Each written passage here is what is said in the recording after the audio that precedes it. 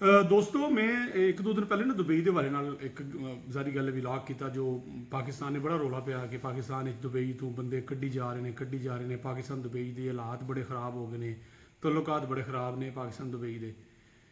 ਮੇਰੇ ਉਸ ਵਿਲਾਗ ਤੇ ਬਹੁਤ ਸਾਰੇ ਲੋਕਾਂ ਨੇ ਕਮੈਂਟ ਵੀ ਕੀਤੇ ਉਹਨਾਂ ਕਿਹਾ ਜੀ ਕੋਈ ਪ੍ਰੈਸ ਕਾਨਫਰੰਸ ਕਰ ਰਿਹਾ ਬੜਾ ਰੌਲਾ ਪਿਆ ਤੇ ਮੈਂ ਉਹਨਾਂ ਨੂੰ ਇੱਕੋ ਗੱਲ ਕਹੀ ਕਿ ਯਾਰ ਜਿਹੜੇ ਬੰਦੇ ਆਏ ਨੇ ਕਿਸ ਦਾ ਰਾਬਤਾ ਤੇ ਕਰਾਓ ਮੈਂ ਉਹਨਾਂ ਨੂੰ ਪੁੱਛਾਂ ਕਿ ਭਾਈ ਕੀ ਹੋਇਆ ਤੈਨੂੰ ਕਿਵੇਂ ਉਹਨਾਂ ਫੜ ਕੇ ਕੱਢਿਆ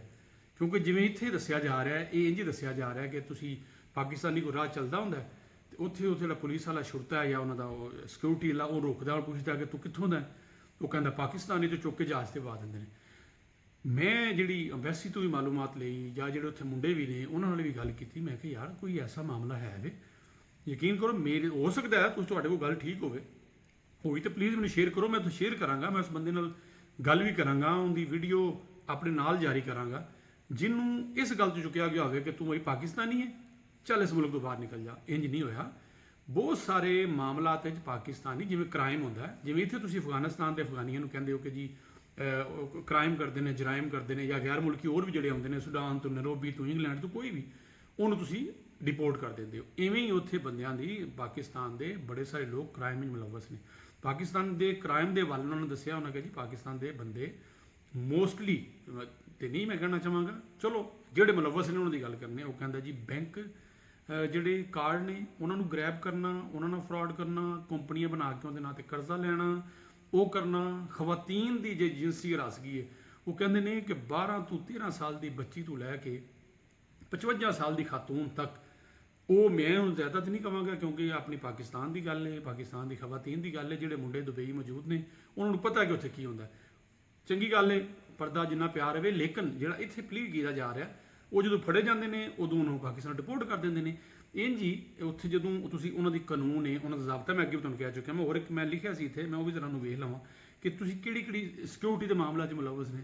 ਚੋਰੀ ਦੇ ਮਾਮਲਾ 'ਤੇ ਮੁਲਵਸ ਨੇ ਉੱਥੇ ਫਿਰ ਤੁਹਾਨੂੰ ਪਤਾ ਹੈ ਕਿ ਉਹਨਾਂ ਦੇ ਮਾਮਲਾ ਜਿਹੜੇ ਦੁਬਈ ਦੇ ਨੇ ਉਹਨਾਂ ਦੇ ਈਰਾਨ ਨਾਲ ਮਾਮਲਾ ਨਹੀਂ ਠੀਕ ਦੁਬਈ ਇੱਕ ਆਪਣਾ ਮੁਲਕ ਹੈ ਈਰਾਨ ਆਪਣਾ ਮੁਲਕ ਹੈ ਉਹਨਾਂ ਦੇ ਮਾਮਲਾ ਤਾਂ ਉਹਨਾਂ ਨਾਲ ਨਹੀਂ ਠੀਕ ਉਹਨਾਂ ਨੇ ਮਨਾ ਕੀਤਾ ਹੈ ਕਿ ਤੁਸੀਂ ਉਹਨਾਂ ਦੇ ਬਾਰੇ ਕਮੈਂਟ ਨਹੀਂ ਕਰਨਾ ਬੋਲਣਾ ਨਹੀਂ ਪੋਸਟਾਂ ਨਹੀਂ ਕਰਨੀਆਂ ਤੁਸੀਂ ਫਿਰ ਵੀ ਕਰੋਗੇ ਤੁਸੀਂ ਪੋਸਟਾਂ ਸ਼ੇਅਰ ਕਰੋਗੇ ਉਹਨਾਂ ਦੇ ਉੱਥੇ ਬੰਬ ਵੱਜ ਰਹੇ ਨੇ ਉਹਨਾਂ ਦੇ ਉੱਥੇ ਮਿਜ਼ਾਈਲ ਡਿੱਗ ਰਹੇ ਨੇ ਉਹਨਾਂ ਦਾ ਨੁਕਸਾਨ ਹੋ ਰਿਹਾ ਉਹ ਮਾਮਲਾ ਈਰਾਨ ਤੇ UAE ਦਾ ਦੁਬਈ ਦਾ ਅਬੂ ਜ਼ਬੀ ਦਾ ਸ਼ਾਰਜਾ ਦਾ ਅਜਮਾਨ ਦਾ ਇਹ ਉਹਨਾਂ ਦਾ ਕੰਮ ਹੈ ਸਾਡਾ ਕੰਮ ਨਹੀਂ ਅਸੀਂ ਇੱਥੋਂ ਕੰਮ ਕਰਨ ਗਏ ਹਾਂ ਹੁਣ ਅਸੀਂ ਉਹ ਜਿਹੜੇ ਮੁਲਵਸ ਹਾਂ ਉੱਥੇ ਮਾਮਲਾ ਤੇ ਸਿਕਿਉਰਿਟੀ ਦੇ ਲੋਕੀ ਮੁਲਵਸ ਨੇ ਸੋਸ਼ਲ ਮੀਡੀਆ ਦੀ ਜਿਹੜੀਆਂ ਸਰਗਰਮੀਆਂ ਨੇ ਉਹਦੀ ਮੁਲਵਸ ਨੇ ਅੱਛਾ ਇੱਕ ਹੋਰ ਮੈਨੂੰ ਦੱਸ ਰਿਹਾ ਸੀ ਉਹ ਕਹਿੰਦਾ ਸੀ ਕਿ ਬੈਂਕਿੰਗ ਸਕੈਮ ਵਿੱਚ ਦੂਸਰੇ ਮੁਲਕਾਂ ਦੇ ਵੀ ਲੋਕ ਆਨੇ ਲੇਕਿਨ ਪਾਕਿਸਤਾਨੀ ਮੁਲਵਸ ਨੇ ਜਦੋਂ ਫੜੇ ਜਾਂਦੇ ਨੇ ਕੀ ਕਰਨ ਉੱਥੇ ਜੇਲ੍ਹਾਂ 'ਚ ਪਾਉਣਗੇ ਜਾਂ ਵਾਪਸ ਘੱਲਣਗੇ ਦੂਜਾ ਕੀ ਹੈ ਇਹ ਜਿਹੜਾ ਹੁੰਡੀ ਦਾ ਪੈਸਾ ਹੈ ਮਨਸ਼ਿਆਤ ਸਮਗਲਿੰਗ ਵਿੱਚ ਵੀ ਉਹ ਕਹਿੰਦੇ ਨੇ ਜੀ ਇਹਨਾਂ ਦੇ ਬੜੇ ਵੱਡੇ ਲੋਕ ਨਾਂ ਆਉਂਦੇ ਨੇ ਸਾਰਿਆਂ ਨੂੰ ਅਫਿਲ ਨਹੀਂ ਕਹਿ ਰਿਹਾ ਸਾਰੇ ਪਾਕਿਸਤਾਨੀ ਨਾ ਆਪਣੇ ਆਪ ਤੇ ਲੈ ਲਵਿਆ ਜੇ ਜਿਹੜਾ ਜੁਰਮ ਕਰਦਾ ਮੈਂ ਉਹਦੀ ਗੱਲ ਕਰ ਰਿਹਾ ਗੈਰ ਕਾਨੂੰਨੀ ਸਰਗਰਮੀ ਔਰ ਸਭ ਤੋਂ ਵੱਡੀ ਤੁਸੀਂ ਉਹਨਾਂ ਦੇ ਏਅਰਪੋਰਟਾਂ 'ਤੇ ਲਵੋ ਉਹਨਾਂ ਲਿਖਿਆ ਕਿ ਸੋਸ਼ਲ ਮੀਡੀਆ 'ਤੇ ਇਹ ਭਾਈ ਇਹ ਕੰਮ ਨਹੀਂ ਜੇ ਕਰਨਾ ਫਿਰ ਈਰਾਨ ਜੰਗ ਦੇ ਹਵਾਲੇ ਨਾਲ ਉਹਨੂੰ ਮਨਾ ਕੀਤਾ ਸੀ ਕਿ ਭਾਈ ਇਸ ਮਾਮਲੇ ਤੁਸੀਂ ਨਹੀਂ ਪੈਣਾ ਤੁਹਾਡਾ ਕੰਮ ਨਹੀਂ ਤੁਸੀਂ ਪਵੋਗੇ ਤੁਸੀਂ DPਆਂ ਲਾਓਗੇ ਫੋਟੋਆਂ ਲਾਓਗੇ ਤੇ ਅਗਲੇ ਚੁੱਕ ਕੇ ਤੁਹਾਨੂੰ ਵਾਪਸ ਹੀ ਭੇਜਣਾ ਨਾ ਫਿਰ ਉਹ ਮਨਾ ਕਰਦੇ ਨੇ ਕਿ ਜਿੱਥੇ ਆਵਾਮੀ ਜਗ੍ਹਾ ਹੈ ਉੱਥੇ ਟਿਕਟਾਕ ਨਾ ਬਣਾਓ ਖਵਾਤੀਨ ਦੀ ਤਸਵੀਰਾਂ ਨਾ ਬਣਾਓ ਤੁਸੀਂ ਉੱਥੇ ਜਾ ਕੇ ਕੋਈ ਡਾਂਸ ਕਰ ਰਿਹਾ ਕੋਈ ਕੁਛ ਕਰ ਰਿਹਾ ਵੀਡੀਓ ਬਣਾਉਂਦਾ ਇੱਧਰ ਬੈਠਾ ਪਿੱਛੋਂ ਖਵਾਤੀਨ ਬੁਰਕਿਆਂ ਹੀ ਬੈਠੀਆਂ ਤੁਸੀਂ ਲੈ ਰਹੇ ਹੋ ਇਹ ਉਹਦੀ ਵਜ੍ਹਾ ਤੋਂ ਆਏ ਇਹਨਾਂ ਨੂੰ ਮੈਂ ਫਿਰ ਕਹਾਂਗਾ ਅਗਰ ਤੁਹਾਨੂੰ ਕਿਸੇ ਬੰਦੇ ਨੇ ਸਿਰਫ ਇਹ ਫੜ ਕੇ ਕੀਤਾ ਕਿ ਇੱਧਰ ਆਓ ਜੀ ਪਾਕਿਸਤਾਨੀ ਹੋ ਵਾਪਸ ਚਲੋ ਉਹ ਪਲੀਜ਼ ਬੰਦਾ ਜ਼ਰੂਰ ਰਾਬਤਾ ਕਰੇ ਜਿੰਨੇ ਜੋਗੇ ਹੋਏ ਅਸੀਂ ਅੰਬੈਸੀ ਨਾਲ ਵੀ ਗੱਲ ਕਰਾਂਗੇ ਉਹਦੇ ਮੁੱਦੇ ਨੂੰ ਵੀ ਚੁੱਕਾਂਗੇ ਲੇਕਿਨ ਅਗਰ ਤੁਸੀਂ ਹੋਰ ਕਿਸੇ ਜੁਰਮ ਵਿੱਚ ਆਏ ਹੋ ਤੇ ਆ ਕੇ ਇੱਥੇ ਤੁਸੀਂ ਗਲਤ ਦੱਸ ਰਹੇ ਹੋ ਆਪਣੇ ਪਿੰਡ ਆਪਣੇ ਗਲੀ ਮਹੱਲੇ ਸਾਰੀ ਗੱਲ ਹੈ ਕੋਈ ਬਾਹਰੋਂ ਬੰਦਾ ਆ ਕੇ ਇਹਨੂੰ ਦੱਸਣਾ ਕਿ ਭਾਈ ਮੈਂ ਕਿਉਂ ਆਇਆ ਉਹ ਤੇ ਇਹ ਆਖੇਗਾ ਮੈਂ ਫੜਿਆ ਗਿਆ ਜੀ ਆ ਪਤਾ ਨਹੀਂ ਜੰਗ ਲੱਗੀ ਈਰਾਨ ਤੇ ਅਮਰੀਕਾ ਦੀ ਤੇ ਨਾਲ ਵਿੱਚ ਦੁਬਈ ਵੀ ਹੈ ਤੇ ਪਾਕਿਸਤਾਨ ਨੇ